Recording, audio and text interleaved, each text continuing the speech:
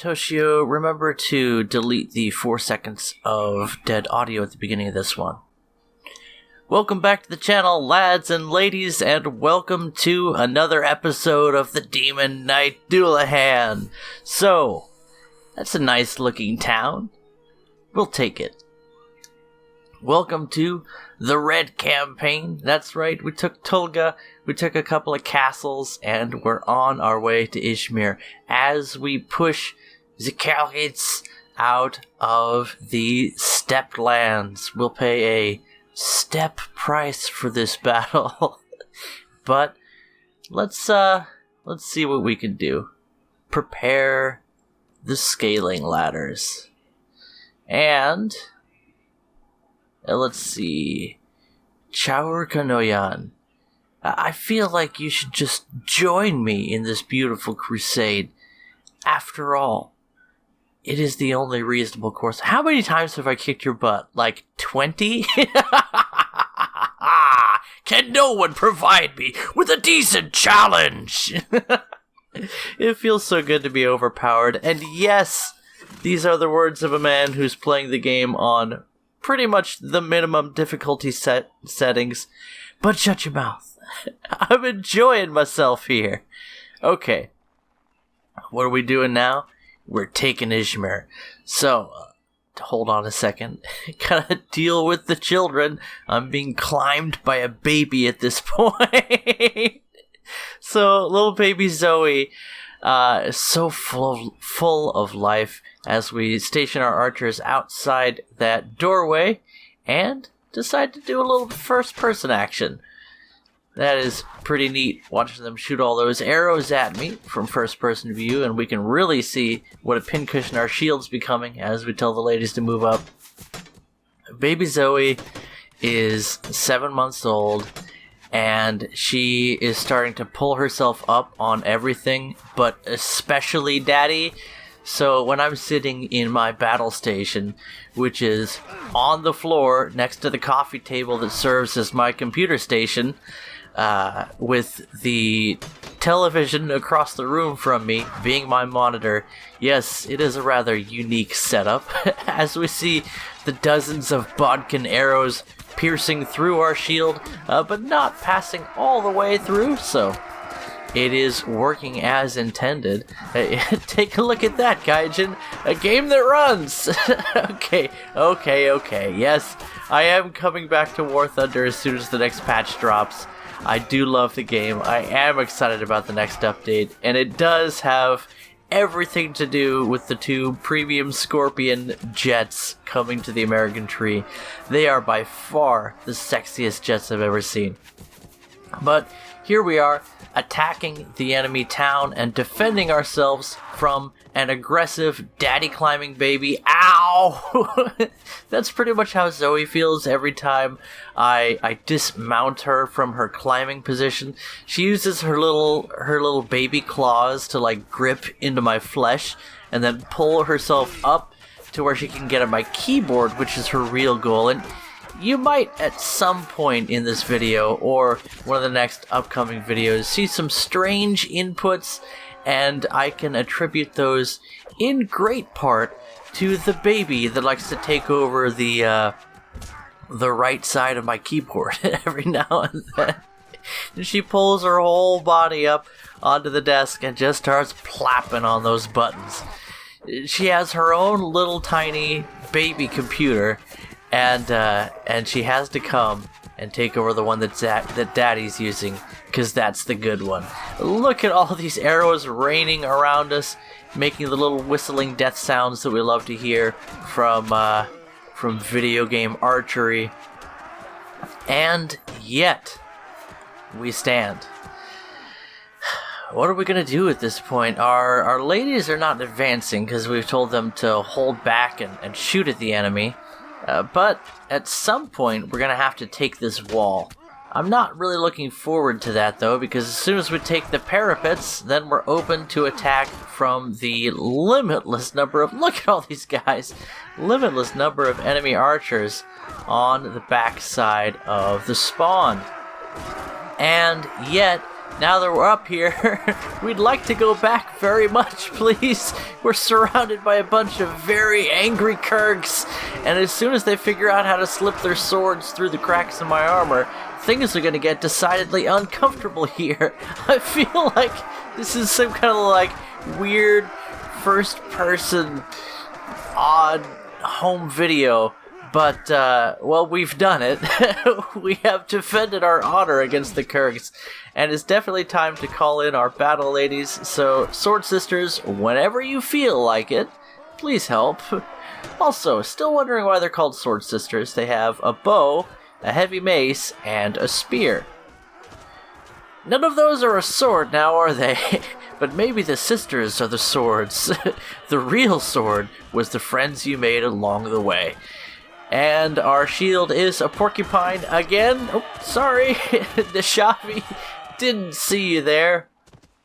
And yet, I think she'll be just fine as we see the third, fourth wave of aggressive Kurgs come like fire ants to defend their hive. And yet, with the ululating screechings of these mad warrior women, domes are crushed. Sword Sisters very strong in even a city battle, as their heavy two-handed weapons in massed numbers can really make a lot of difference. I've focused on making Dullahan a true demon knight, giving him almost entirely combat skills and abilities, and speccing out the rest of my companions with army support abilities like Trainer, Tactics, Pathfinding. I especially am a big fan of Trainer and Pathfinding because you're using those skills constantly. There are skills like First Aid and Wound Treatment and Surgeon especially that can be useful in almost every combat, and yet there's practically no time you're not making use of Trainer and Pathfinding. So that's why those are my favorites. I like skills that you get a lot of mileage out of. I feel like if you've put points into a skill, every time you're not using that skill, you're not, those points are basically pointless. If you put it that way. Those points are pointless. So I like to weigh my skills in terms of their value, not just by the impact they have when they're being used, but also how often they're used. And there is a huge difference between rocking a full stack of fully trained elite units because your trainer skills are so high on all of your companions, and a mixed army of weak and in development units. And as we watch Baheshtar, come on, one more cheer, Baheshtar. Cheering for the victory today. Going for something of a screenshot here. Can we get a good picture? That'll do. Anyway, we've done it.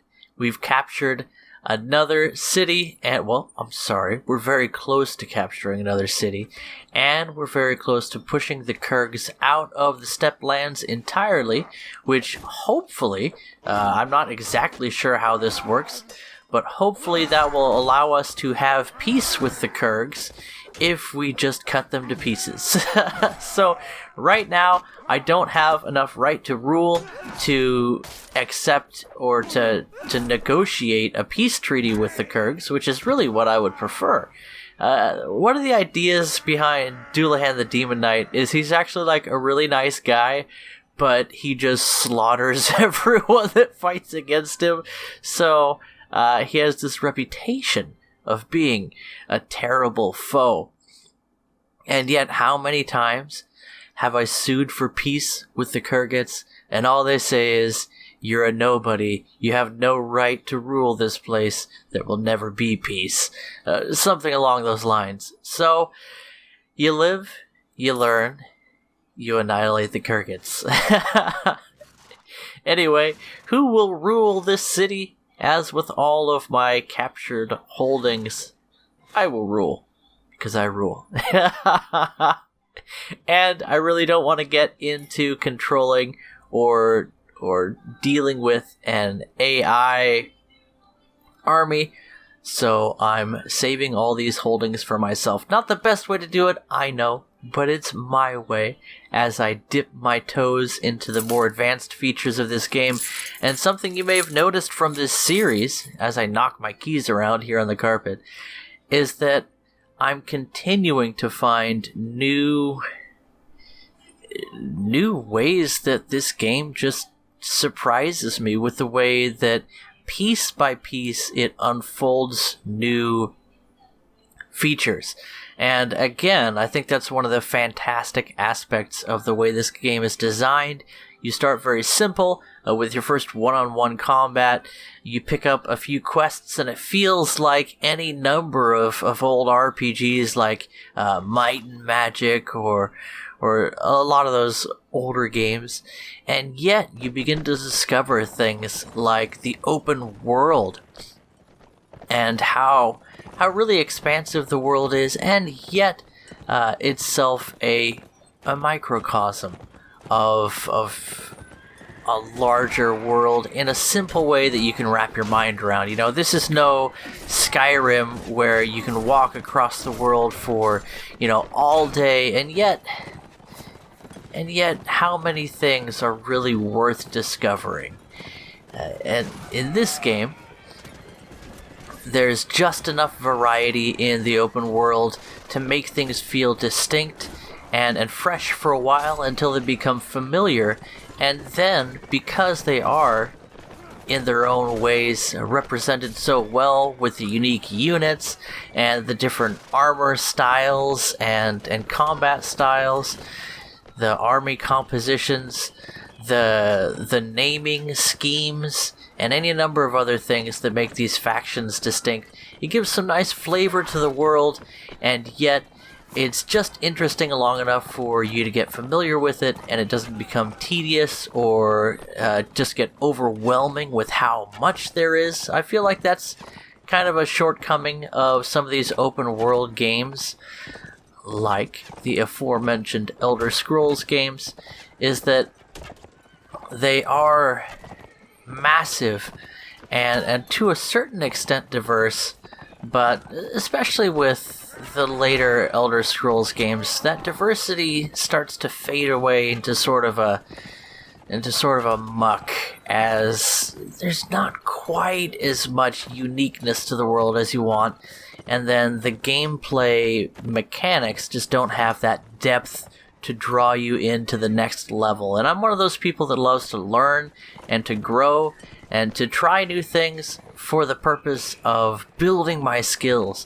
and having this huge portfolio of useless PC gaming skills that will never serve me anywhere else in life. And yet, it is fun. And here, a little bit of first person. We're already fairly well damaged here, but we have a city to defend as we try out a bit of horse archery. The Demon Knight picking this up lately over his preferred method of just running down people with his horse. Have I shown you much of that?